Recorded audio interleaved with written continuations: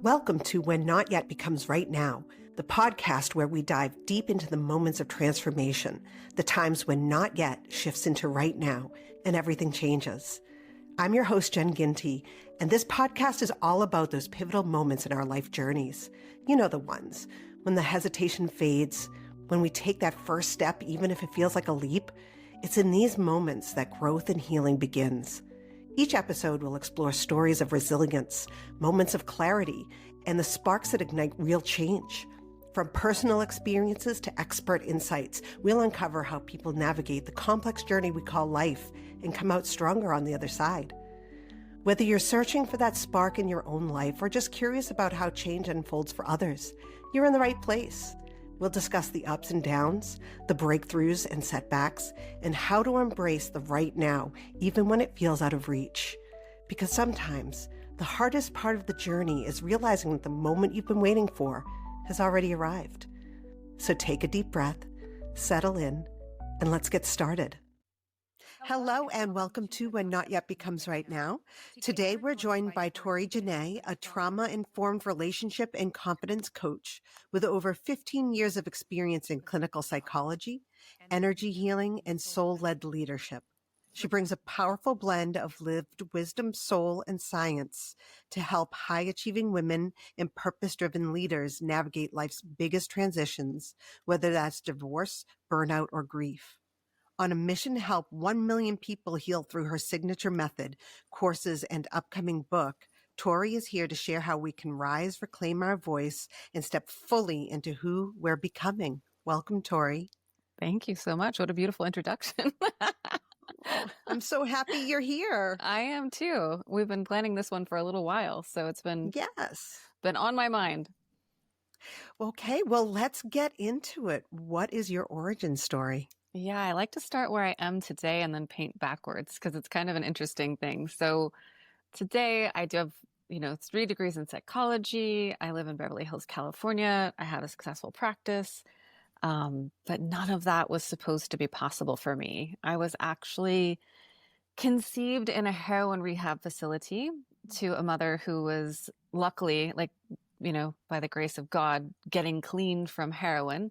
My father was already married, so I was the result of an affair. He already had, and my mom didn't find out that until I was in existence in the pregnancy. That's when he divulged that, well, actually, I'm already married with 2 kids, so I don't really want anything to do with this. So I was born to a single mother who struggled with addiction.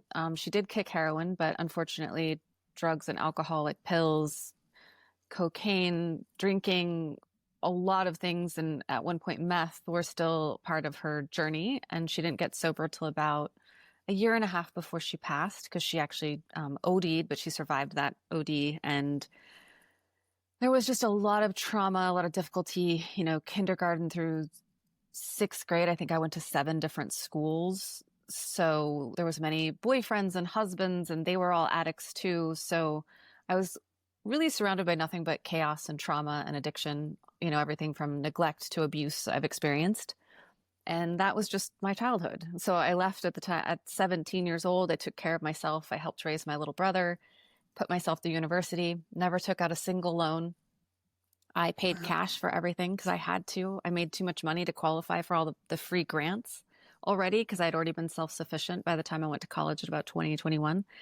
And then in my adulthood, I had all of my family start passing away. So my oldest sister first, she died of a drug overdose. Then my mom passed. And my grandmother, who was like probably the only person, my brother's grandmother, who helped raise me in some normal capacity. My father passed. So in a 10-year span in my adulthood, I lost everything: my health, my money, my marriage. And that was a long-term marriage to a good man. Again, gratefully, we're still good friends, and we split amicably. But it was the longest relationship I'd ever had. We were together for 18 years.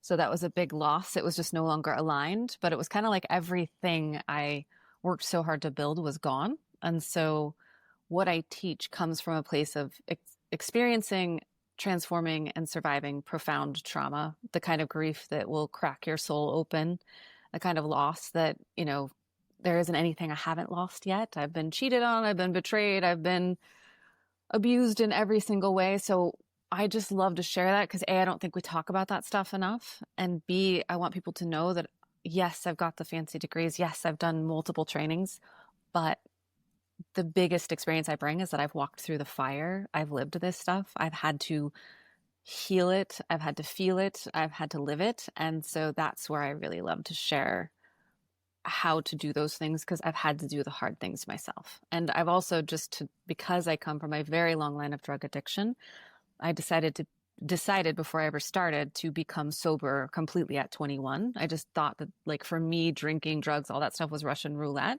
So I've also walked through all of these things without a single drink or Xanax or anything. I've done this stone cold sober from day one. So I love to teach people, how do we get through anything? How do we heal? And how do we really become powerful creators of our life? Well, you are definitely a strong and powerful woman. There's no doubt about that. I can tell you. And it's so interesting the way that we align ourselves when we have walked the walk, that a lot of us make the decision to do something to help others who may be in that similar situation, right? Absolutely. Um, And that's the it's greatest gift, is like turning my pain into my purpose and making my story of survival someone else's guide. absolutely. And you talked about how, your mother was an addict throughout her life, and that you also ended up in relationships with addicts. My Is that something that is typical? Absolutely. Okay. And luckily it was my early relationships, like in my teens and like early 20s. The man that I ultimately married, he didn't have a major addiction, thank God. But absolutely, my first boyfriend was a drummer who did a lot of drugs. And so, and we lived together, and it was chaotic, and it was messy, and there was yelling. It was everything I grew up with. And what I love to explain to people is that the way our love maps formed is the first loves that we had. That feels like love. So even if it's chaos, even if it's negativity, even if it's yelling, if it's all the things you said you'd never do, that is imprinted in your nervous system, in your psychology, as this is what love looks like. And so it's not our fault, but it's our responsibility to heal within ourselves. I always joke that, like, for me, particularly when I was younger, I mean, tall, dark, and emotionally unavailable with a drug addiction was the sexiest guy in the place. Or if he Yep. had some mental emotional problems, oh, I will heal him, right? Like, Yep. Yep. Same. I've been there. yeah. Absolutely. So I love to share that so that we know that, like, we're not broken. There's nothing wrong with us. That is just what was imprinted in us as love. And there's so much we can do. And the first step is recognizing that that's what it is. Even if it's just having a critical partner and you're like, oh my gosh, like my mom was so critical of me. And I recognize, Mhm. like, now I've got this critical partner. Or my dad worked all the time and he was absent. And so now I've got this partner who works all the time and is absent and isn't showing up for me. Like, there's so many parallels we can draw. And really the purpose of romantic love is to heal our primary connections with our parents. So all of that stuff will show up in our love relationships, and it's designed to. Wow, that makes a lot of sense. And you said love map. Mm-hmm. What could you explain what that is? Yeah. So love maps are different depending on who you speak to. My version of love map is, how was love in my psychology, in my wiring? How was it mapped? So for me, love was mapped as, I need to take care of you because my parents both struggled with addiction. My stepdad and my mom struggled with addiction. So it's kind of like my map was, okay, it's all right if you have problems. I don't need to have boundaries. I will take care of you. No matter what you do to me, I will still love you. I'll keep showing up. I will sacrifice myself if that's what I need to do. And no matter how chaotic you are, I'll stay calm. And that became my love map. And so that was how I thought love looked like. It looked like codependency. It looked like sacrificing myself. It looked like doing whatever it is I needed to do, never telling anyone that they hurt my feelings because my parents couldn't handle that.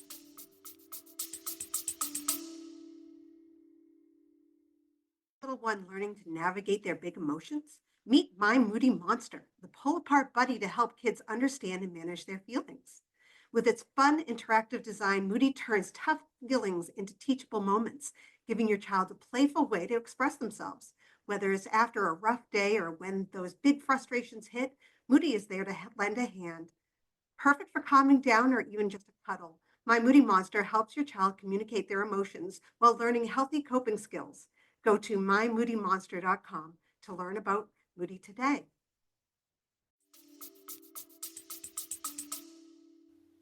Yeah, and it sounds like, you think your childhood is fairly normal because that's all you know, Totally. right? Yes. That's how I lived my life.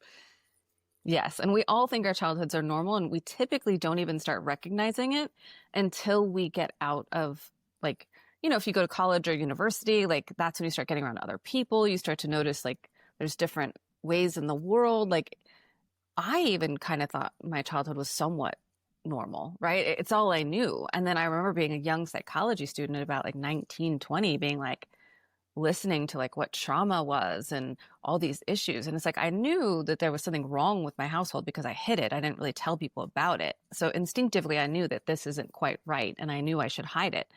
But it wasn't until I started learning and hanging out with other people's families and saying like, oh, wow, like my family has really got some issues.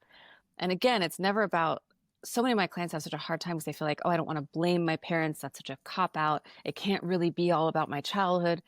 It is. And it's not bad. Your parents did the best they could with what the tools that they had. Even my mom, she had a ton of trauma. Everything she did was a direct result of what happened to her. And at this point in my life, I have such profound compassion. I've forgiven her. I know that, God, she made me strong. Like she was tough. Like the things that she was orphaned by the time she was 17. She'd had my sister, she was forced to marry the dad who she didn't love just because at that time they made her drop out of school and get married. It was just like all these horrible things had happened to her, and she was doing the best that she could. And so it's never making our parents bad or wrong. It's saying what happened to me and what I learned about love and relationship does not serve me anymore. And so I want to heal that and stop that for my family. And that might just be codependency. That might be overgiving. That might be people pleasing. For me, it was a lot of things. It was codependency. It was addiction. It was toxicity. But we all have something in our family that we need to break that generational trauma. Yes. Yes. I was thinking as you were talking, it was like generational trauma, Yeah, right ahead, swear ahead at us. Absolutely. And I'm not sure that people truly understand what the term generational trauma means. Could you maybe give a little bit of a description? Yeah, it's such a new study, honestly, and this is something that we're learning with neuroscience, and I love to give this idea to you. You, as a being, your mother, women are born with all their eggs. So your mother was inside her mother. So you were technically inside of your grandmother. That means your genetic material experienced all the stress that your grandmother did. Then your mother experienced it, and it just keeps getting transferred down. So let's say we saw this, where they first learned this was with Holocaust survivors. So they found that 2 to 3 generations removed from the person who was actually in the Holocaust, they had the same exact genetic markers of stress in their bodies, even though it was like their grandmother who had actually survived the Holocaust. So they started to learn that stress transfers down through the genetic material. So that's one form of genetic trauma, is it literally can, like, imagine you had 3 generations of people, I work with a lot of people in the UK. Maybe there was massive famine. And so now you've never experienced food insecurity in your life, but that's a constant fear for you. It's because it was actually passed down through your genetics. And if we even look at it from an evolutionary perspective, all of us are born with certain fears. We are born afraid of heights, spiders, snakes, certain things that our ancestors passed down to keep us safe. It was like, this killed us a lot before, so we're going to kind of encode it into our genetics to be scared. And so we have very ancient nervous systems. So our old nervous system and our brain does not know the difference between the stress of a big tax bill and a bear coming out of the woods. And so that's why we just go into fight or flight. But when we, particularly through our genetics, like it can be through the genetic material, like something like they saw in Holocaust survivors. They also saw this in animal studies where they had one generation of bunnies because they reproduce fast, so you can use them that way. And what would happen is every time they smelled peppermint oil, they would lightly shock their feet. So not like so much, but enough to make them scared. And then what they did is they had like 7 generations. Only the first generation was exposed to that stimulus, but every subsequent generation was still afraid of peppermint oil. Wow. So we're so much more wired to survive than I think we know. And so I love to look at this in your origin stories. Like I have 2 good friends who are Russian, and we've looked at this a lot with like, what was it like for their mothers were in communism, and how has that showed up in their story with like money and independence. And even though they came to school, they came to the US and they've gone to university here and they've essentially become American, that is still encoded in them. So it's like, what are the things that I love to have my clients like do kind of a brain dump of like, what were the stories I was told? What were the things I was told? I was told like money doesn't grow on trees. You can't trust men. You know, these are things that if we look at, they were passed down in our mother or whoever raised us, their person who raised them, you know, like these have been passed down to us. So I think it's mental, emotional. And then I even kind of look at the spiritual of how we gain this form of trauma that it's designed to keep us safe, but without that awareness, it really keeps us stuck. Mm. Wow, that's powerful. And I used to call my sons little cavemen because like they were born with all of these emotions. They were born with all these ideas in their head that they didn't know what to do. And I think after you explaining generational trauma, like even more so they were cavemen because they were imprinted on for so long, right? Absolutely. It makes sense. And we Yeah. have to have that awareness. Yeah. And I think another theme that seems to pop up, especially with people who go through childhood trauma, is growing up too soon. Absolutely. Yeah. We call it parentified adults or parentified children because sometimes we become the parents. But yeah, we don't get to have like innocence or childhood. And that was definitely me. I mean, from the time I was 7 years old, I was helping to take care of my brother. It's like I had a baby when I was that young, and I would have to grocery shop. There was a lot of things I had to do to like survive. And so there's gifts in that, but it really does take away our ability to be cared for, to trust people, to not take responsibility for everything and everyone. And I think these are some of the core patterns too of perfectionism and people pleasing that I've seen. Yes, absolutely. Especially if you're that child who had to do it. If you had, like you said, you had a brother that you had to raise. I had 2 older brothers that I basically was that kind of protector against our abuser. I would like throw myself on top of them, that kind of thing. So it was always this idea that I was in charge of people's emotional capacities. Yes. Right? Yes. And that's such a powerful realization. And it is so limiting when we're in relationship because we feel responsible for them. And that's how we show them our love. And it's so big hearted. And to think that you did that for your brothers and what you probably saved them from because you were actually strong enough to hold it. Because I think about that with my little brother too. He's just tender. He's loving. He's got a soft soul. And I'm so glad that I was able to prevent him from breaking that. For me, it was different. I was strong. Not to say, I say that you can be a happy woman or a strong woman. I want to be a happy woman at this point. I'm tired of being strong. Yes. I don't want to promote strong. It used to be something about myself that I loved. And like, now I'm like, I don't want to be strong anymore. I want to be vulnerable. I want to be soft. I want to be easygoing. I want, all these things. So I just like to I want to lay that foundation. Strength and courage is being vulnerable, is being held, is, all these things too. So, but yeah, it's like you were able to do that. And so many of us did, so many of us who survived childhood trauma did things that we had to do to survive, but they are things that will not let us thrive. Wow. And that's another powerful moment. Wow.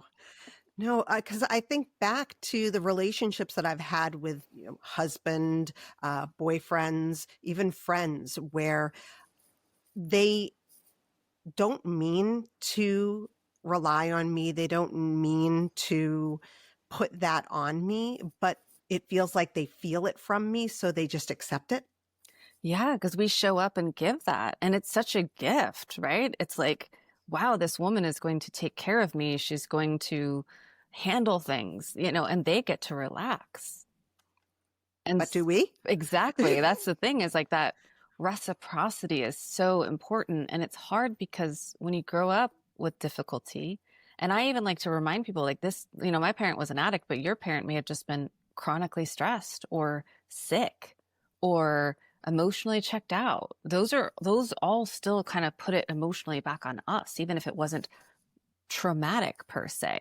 There was still an energy of, I've got to take care of this. I've got to take care of myself. I've got to take care of my siblings. And so it shows up the same way. And then we don't know how to receive care because we didn't ever get it when we were forming what we call attachment. So it's like, I didn't know how to ask for help. I didn't know how to let somebody take care of me. My ex-husband was the first person I'd ever trusted enough to actually do stuff for me. Like there was a funny story when we first got married and we'd bought like a little condo and I had the flu really badly. And I came like crawling on my elbows, like army crawling out of the bedroom to the kitchen. And I'm like crawling across the floor. And he's looking at me like, what are you doing? And I was like, I'm thirsty. I really need water. And he's like, why didn't you just call for me? And it was like, I had never been able to call to somebody to get me water. So it didn't even occur to me that I could do that. And so those are the moments that we don't recognize, like, oh, I don't reach out, or I don't even know how to do that. I don't know what my needs are. And that's a big one I work with on women. They don't know what their needs are. Yes. I still searching. Still It's a searching to this lifetime. day. Yeah. And as we grow, change, evolve, those needs, they do change. But I think as often as women, we're so used to giving, and particularly if we had a challenging childhood, we are wired to be the giving, doing, being one. And so it's like, gosh, like if I thought about it, like what is it that I actually need from this person in my life? And our romantic relationships, like I said, they're the most profound places in which we learn. And they are designed to be that way. It brings up all of our stuff. Our kids, our partners, and sometimes friends will do it too. But I've seen that, we really bring our most wounded selves to our relationship. And it's meant to be that way because that is the container in which you can heal it. That makes sense.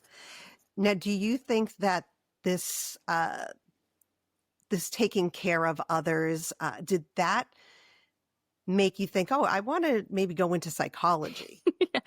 So most of us with traumatic childhoods end up being of service. It is just like, I think we're designed that way and it's not a bad thing, but we have to learn how to take care of ourselves and heal ourselves before we really start doing it with others. But my ex-husband was like head of a large fire department agency. And it was interesting because it was the same thing with firefighters, doctors. Like I've looked into this, doctors, nurses, firefighters, psychologists, therapists, all these people typically have difficult backgrounds and we are comfortable rescuing, saving, taking care of. And so it's a great gift. But the thing we have to really be mindful of is how am I avoiding taking care of myself? How am I taking care of others in a way that actually makes me not work on my own healing, on my own health, on my own wellness? Like they did a large study on nurses. And they're some of the most unhealthy people around. And it's so sad because they're so loving and, so many are so giving and so loving. And that showed that like, again, that over giving, that overdoing, that nurturing can really, it's a double-edged sword and we have to be very mindful of it. Yeah. That reminds me of the story of when I was in labor with my first son. The nurses were trying to take care of me, but I honestly didn't know how to let them. And one nurse looked at me and she says, "You come from like a childhood abuse background, don't you?" And I'm like, "Yeah, I do." And she's like, "Yeah, because you're not letting us take care of you. You're trying to do this all on your own." And she saw that in me. And I don't know if that was a similar background for her, but when you say that nurses go into that field for those kinds of reasons, it makes me now think, oh, she may have also been in that background to recognize it in me. Yeah, she probably was, and she'd probably seen it, and she was now able to recognize it in others. And what I love to like, and I know you get this, but like for our listeners, like there's nothing wrong with us that we can't receive it. It's that it was not safe to receive care. It could have come with strings. It could have come with backlash. It could have, like really blew up on you, or that person who was caring for you just wasn't a safe person, so you couldn't receive it. So again, it's like there's nothing wrong with us. That's how we kept ourselves safe, is by pushing that away. It's by saying, I've got it. I can do it on my own. I don't owe you anything, or you're not in my space to make me unsafe. So it's Yeah. a very unconscious protection mechanism that takes a lot of awareness and work and self-trust to go into. Yeah. So you are pretty much on your own. Is your brother still with you while you're in college? Luckily, his grandmother, he lived with her for a while. Unfortunately, her son, who was his father, would still be in and out, so he still was exposed to that trauma. But for the most part, she did feed, shelter, and love him, and so that is good. And then he came to live with me again when I got married and had a house. So Oh. he ended up, but luckily we're still very close. He only lives a few miles from me now. There isn't a day that goes by that I don't talk to that boy. Well, he's a man now, and as you know, you have sons. Even though he's 6'3", like 190 pounds, he'll always be 10. Yes, absolutely. Yeah. My son just turned 19 and 6'2", 190, right? Yes. And It's so crazy when they get that big. It's like, why are you so big? right, exactly. And so you went into college and you knew right away that you wanted to focus on psychology. I did. Tell me a bit about the process for you. It was kind of funny. I went into college and initially I was like, well, maybe I'll be a doctor. And then I went into that and I took my first like psychology class and that was it. I was like, this is exactly what I'm here to do. And came pretty naturally to me because I've been reading people my whole life just to stay safe. So it was like, that's one thing too that childhood trauma gives us, is that we can really read people's moods and energy and it makes us very intuitive in a very specific way. And so that's another gift. And sometimes we actually have to learn how to turn that off, because we can over tune into people and really know too much about what's going on in their inner world and lose ourselves in that. So I always love to share that. But yeah, for me, I went into school. I was what they call it, a non-traditional student. So I always went to school close to me. I never really got to have like the college experience per se, because I always needed to work pretty much like full time I did work full time all the way through. And so I was like that evening, morning, I would literally like go to class in the morning. Like I'd do the 7 a.m. classes. I'd go to work till 5, and then I'd do like the 6 p.m. classes. So it took me like 7-8 years to get 6 years of 6+ years of college in, but I did it. And I'm the first person to graduate, I think, high school and college in my family. Wow. Yeah. So it's really like, what do we set our minds to and what do we want to achieve, no matter what we've come from? Like some part of me knew that if I was going to make a different life for myself and for my brother, that I was going to have to get an education. And so I really put a lot of effort and energy into that. And I didn't even, when I was younger, I didn't even think about like having kids or anything. It was like, okay, I've got to get through school and I've got to get financially stable, because that was something I'd never seen a woman do in my lifetime. Yeah, just breaking barriers. I was sure trying. Nearly killed myself doing it. Burnt myself out. But I did it. My cat loves to make it. Were you married? I was. Mine will probably jump up.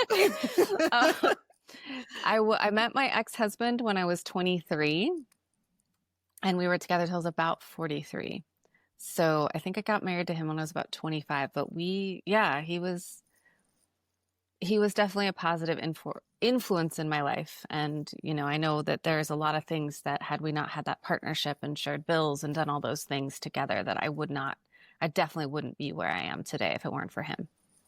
I'm And so glad that you keep a nice relationship with each other. yeah, it was, we didn't divorce because we hated each other. That was actually what it was hard about it. And I just always share the story because I think maybe other women can see themselves. Like, he's a good guy and I'm a great woman, but it was like we had got together so young, and I don't think I knew who I was or what I truly wanted or needed in a partner, and probably the same for him. And we just had, because I came into that marriage before I had done my healing work and before he'd done any of his, I think we just created so many bad habits in our communication. Like, there's a lot of sweeping things under the rug and not wanting to talk about it. And we're both highly avoidant. So we just avoided all the problems. And then they, just became mountains that we could no longer cross to reach each other.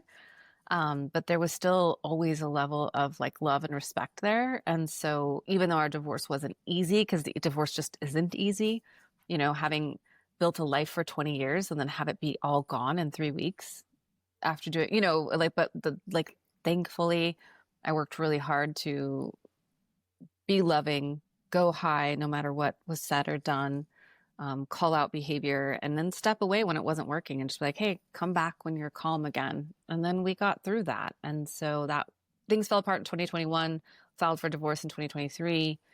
And now in 2025, I definitely feel like we're still incredibly supportive of one another. We still talk. We both have, he has a girlfriend, I have a boyfriend. We both know about that. I've met his girlfriend. So we still have this like amazing relationship. And I think, and he's someone I will always love and I'll always be there for. And I know it's the same for me. Oh, that's so wonderful to have that kind of energy together. Yeah, you can't spend 20 years of your life with, or at least for me, like now, again, he didn't do anything horrible to me. So I know this is different, but like getting to a place in my life where I can love and forgive and still have boundaries has been a big life lesson for me. So when did you decide to get into the energy healing part of the, I'm assuming that you wanted to add this for sure to what you did? Yeah. So I've got a clinical psychology bachelor's and then and then I've got a master's in psychology, and then I've got a secondary master's specialization in transformational coaching, because I decided in school, like after learning to be kind of doing the therapeutic role, I was like, it's not completely aligned. But I came out of school and I had my coaching practice for like 2 years, and I really realized that like, okay, people can talk about things, but it's taking so long for them to actually ground that knowing in their body and not have the reaction. So I really saw that there was like this missing piece of like, if we're not healing the body, the nervous system, the visceral reactions that we have when we get triggered, when we get upset, when something bad happens, we're not really able to mentally take over. And then in about 2015, the book, The Body Keeps the Score, came out. Mm-hmm. And that's a famous book on trauma. And it's really all about, it's a meaty book to read, but I think it's really designed for practitioners and people who do this work. But the basis of it is that all chronic stress and trauma is stored in the body, in the nervous system, in the way we react. So it's unconscious to us. And so that was something I already really guess I knew from my own experience, but I was like, how do I find something that I can do with clients that can be body-based, but I can do it from anywhere in the world, and I can teach them how to do this. And that's where I found, through a good friend of mine, energy psychology. And she had described it as something too, like she had a very traumatic childhood, and she said she'd found a therapist who did it with her, and like she's like, I know I wouldn't be where I am now if I hadn't done that work. And so the energy psychology has been around for like 50 to 70 years. It's well studied. It reduces cortisol. It does a lot of things, but it's basically like tapping points. EFT is another form of it. Energy psychology is a little bit different because we have different algorithms. We do blocks to healing. It's just a little bit, it's kind of like I jokingly say, I love EFT. I'm trained in EFT too. So I always say energy psychology is just EFT on steroids. It just goes deeper on it's a different level. It's a longer process. It goes into like subconscious objections. So like as simple as something like wanting to lose weight, and I'm not losing weight. I can actually see what are my subconscious blocks to losing that weight. Maybe it keeps me safe. Maybe like, and I've done this work on myself. Like eating chocolate was one of the few ways I knew how to self-soothe. I didn't want to give that up. And even though my mind would say I do, my body was like, no, girl, what are we going to do? so I feel the same way about chocolate. Yeah. And I still eat chocolate every day. Don't get me wrong. Now I can have like a little piece instead of like half a cake. But again, it's just like finding what are the parts of us that don't want to heal and how do we get everybody online? So is that what makes up your signature method? It's a big part of it, yes. And like it's being able to give people the tools to heal mind, body, and soul to truly reclaim themselves. So it's like getting in touch with who am I at soul signature blueprint. How do I weed the garden of my mind of all the things that other people have implanted?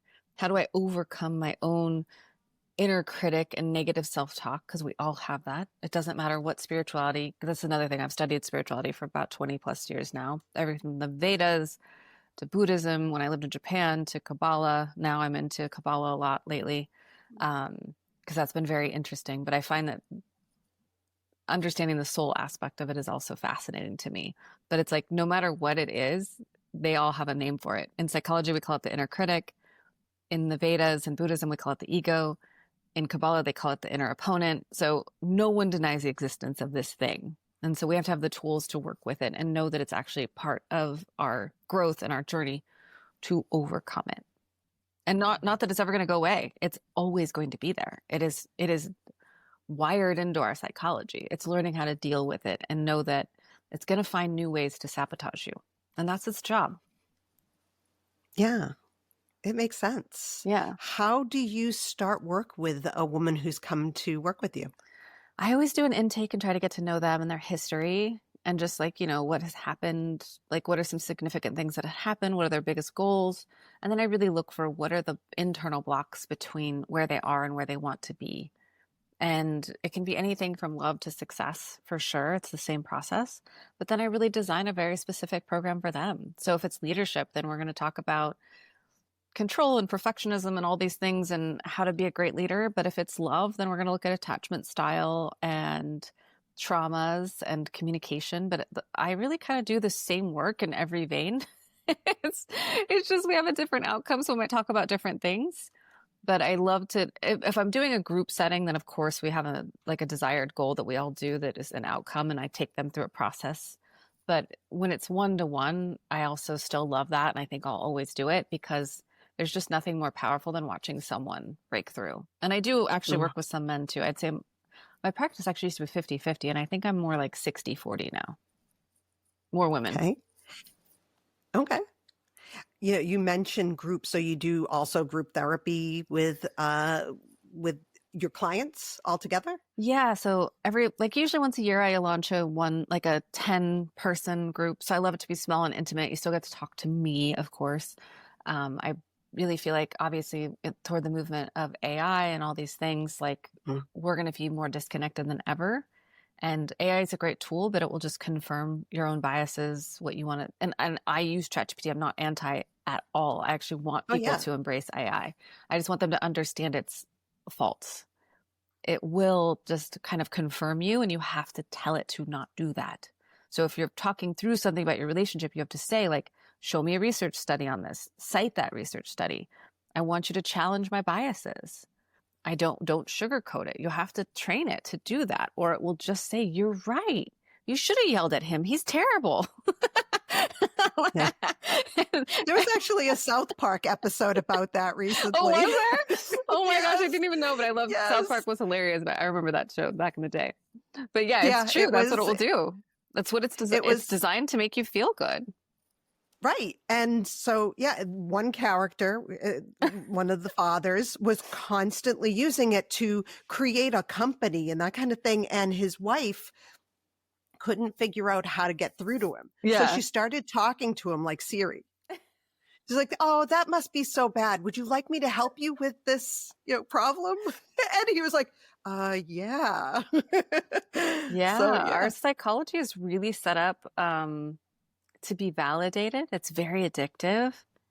And we don't recognize that. And that's one of the ways that AI gets you to stay on there a lot, is it keeps telling you, you're right. You're so brilliant. And I like, trust me, I see it. And luckily I worked with when I did my yoga teacher training, I worked with a yoga guru who was very good about breaking our egos and very much about like, it's not you. You're not special. Like if your clients come to you and say, you're amazing, you changed my life, you're not God. And so you better not act like it. And it was hard at the time because it really breaks you down. But at this point in my life, I'm so great because I'm so grateful for that because just this morning, I have an amazing client. She's been through so much. She lost both of her parents, her partner, like her, I don't think she'd mind me sharing the story, but her dad was dying of cancer. She's only in her early 30s. Her dad was dying of cancer in the hospital.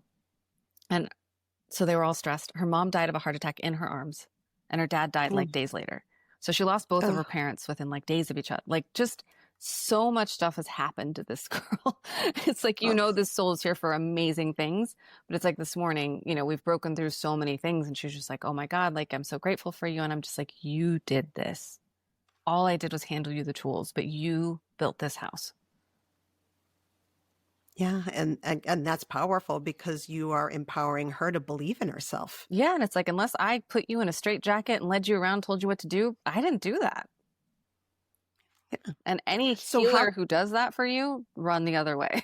Anyone who tells you they have the answer and they'll solve everything for you, they say, I can help you. I think I can guide you in the right direction. Sure. But if they say, I've got the answer, the only answer, and you have to follow my method and I am the Messiah, run the other way as fast as you can. Yeah, because they're 100% their ego and they will do nothing but make you feel shame and like you're not doing things right. And you're joining a cult. Basically, yeah. Yeah. And there's a lot of that in our industry. It's really sad. And I have friends who are very big in this industry.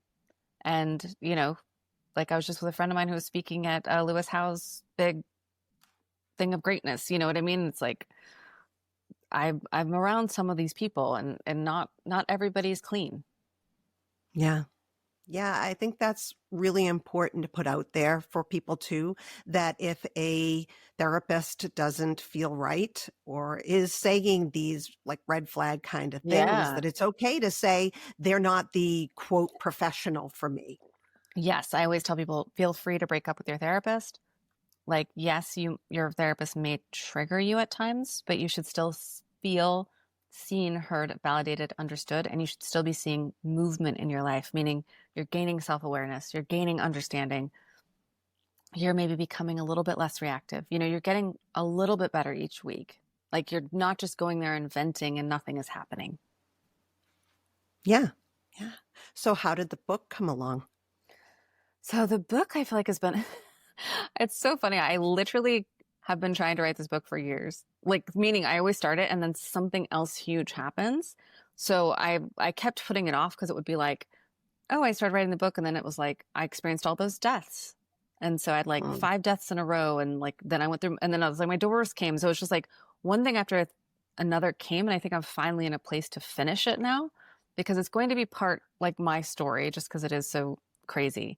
But it's really a survival guide and resilience. And my friend last night was joking that she's going through a tough time and we had dinner and she's like, I need your book and I need it to be called How to Survive. I was Good title. I was laughing. I was like, maybe that is right. Sounds like a great title to me. Yeah, so it'll be something along those lines. Because one of the first self-help books I ever read that like resonated with me was Louise Hay's You Can Heal Your Life. Okay. And it was really because Louise also had a very abusive upbringing. A lot of people don't know. It's in the very back of the book. You have to read all the way to the end. And she talks about like her own mother like tried to drown her in the tub. And she actually got started in this late, like she was 40. And, she died at like 89, having founded the largest self-help publishing house to this day. You know what I mean? So it's amazing to see what she did. But so I think I'm finally at that place now at 47 where enough big stuff had happened where I think that story, at least this first book, is finally complete. Yeah, I don't know. It's Louise Hay's. Yeah, Louise Hay. She is actually the one who started Hay House. So Oh, okay. everybody from Gabby Bernstein to Lewis Howe, like they're all with Hay House. Okay. So she's like, yeah, she started that publishing house because there was no publisher for those kinds of books when she wanted to publish them. And Random House and all those things would not do it. And so she's the one who got Wayne Dyer going. And, a lot of the OGs in this industry, these are the people I went to see when I was young. And that's how I learned about them. And I did a training with her. But like, it's so cool to see like what her legacy had left. Yeah, I did not know that. I'm so glad you told me that. Now I've got to read the book. I Yeah, want to read all about Louise. yeah, Louise was amazing. She'd been through a lot, and she turned it all into a huge empire to help other people. And almost every great self-help book you're going to read, whether it's Mel Robbins, I think she's published by them, like they're a lot of the biggest authors that you're going to find on a self-help book. Louise Hay is the one who started that publishing company. Wow, what a wonderful woman. Yes. So tell me, Tori, where can we find you? So you can find me easily on Instagram at Tori Jenae, so TORI.JENAE. Feel free to DM me, or my website, which is torijenae.com, one word, TORIJENAE.com. And both places you can either DM me or apply to work with me and learn more about what I do, and also some free things. Like I have a free guide for people who want to like heal and get more confidence, but particularly in relationships. So it's kind of like what are the 7 primary psychological wounds, whether that's an abandonment wound, a betrayal wound, a not enough wound, how that shows up in our relationships and how we heal that. So that's also a free book that you can download. Oh, I can't wait to download it then. It sounds like something that's up my alley. I think it's something I probably have all of them, but yes. Oh, all that will be in the show notes. Do you know when the book will be coming out? So my book, no, I'm going to be looking for a publisher, and Okay. well, slowly but surely we'll get that out. It's such a balancing act of like seeing my clients and writing. So I know my boyfriend's been pushing me a little bit on this too. Like, okay, have you written today? I'm like, I know. My good friend, Dr. Tara Swart, just put out her books, The Signs, and that is a New York Times bestseller. So I'm super proud of her. So it's very inspiring. Oh, great. Yeah, I've been going down my own kind of memoir path. And, it's difficult to say, okay, I need to sit down for a certain amount of time and write. I have to just do this. It is. And it's funny because you see something that you really want to put together, but you keep forgetting to. Yeah, Right? it's hard. And we all have that resistance too. I always remind people, like the creative process, we resist it. We resist the next level always. And that's a normal part of the growth. And so just to see it, and I definitely see it in myself, and I'm like, okay, it's time. Well, thank you so much, Tori, for coming on the show. This was a very empowering and, interesting conversation from a woman who is so strong, but you can also be happy. Yes, thank you. Right? Thank you for having me. It was such an easy conversation. Yes, it was. Thank you. Thank you for joining us for this episode of the podcast. This show is produced by Phoenix Freed LLC, and I'm your producer, Jen Ginty. We hope you found today's conversation insightful and inspiring. If you have a story of your own about when a not yet moment became right now, we encourage you to reach out and share it. You can find more information about being a guest on our show at whennotYetBecomesRightNow.com. Remember, you are not alone on your journey, whether it's a journey of healing, growth, or transformation. Every story matters. Thank you for listening, and we'll catch you next time with another inspiring episode.